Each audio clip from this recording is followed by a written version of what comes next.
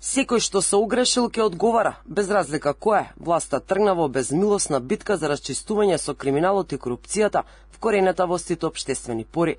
Вака дел од експертите го коментираат притворањето на телохранителот на премиерот Христијан Мицкоски, Ангел Сарамаков, кој е осомничен за оддавање на службена тајна.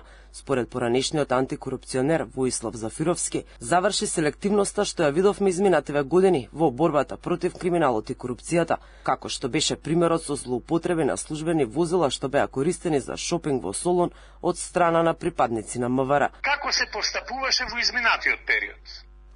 Директорот на Бирото за јавна безбедност си ја прати ќерка си со службено возило и обезбедување на шопинг во Грција. Неколку акции на одделот за организиран криминал, на одделот за насилен криминал, на одделот за недозволена трговија и шверц, па ако сакате и на специјалците, пропаднаа токму заради лица кои од кабинетот на тогашниот министер за внатрешни работи тргуваа со информациите на службите.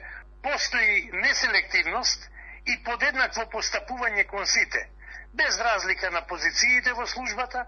Телохранителот Ангел Сарамаков е еден од најблиското обкружување на премиерот, но бидејќи се дрзнал да прави криминал, ќе понеси одговорност, појаснува поранешниот обвинител Воислав Димовски.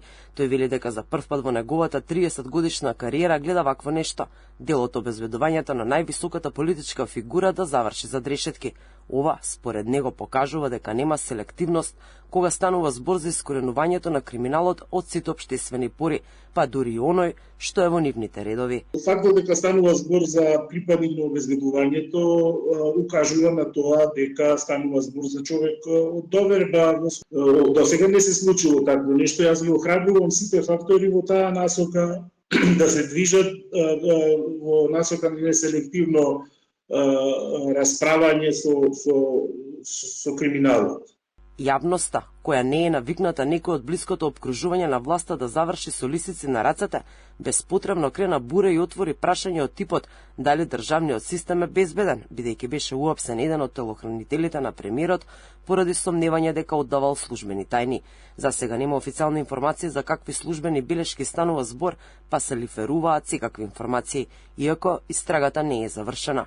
Имено расте бројот на кривични пријави против полициски службеници, од злоупотреба на службената положба до несовесно работење и оддавање на службени тајни, па и неплаќање на патарина. Од јули до ноември минатата година најмалку 50 на полицајци завршија како тие што треба да ги ловат, како ситни криминалци. Министерот Панчо Тошковски на почетокот на својот мандат најави дека ќе стави ред и секој што нема да го почитува законот ќе сноси одговорност.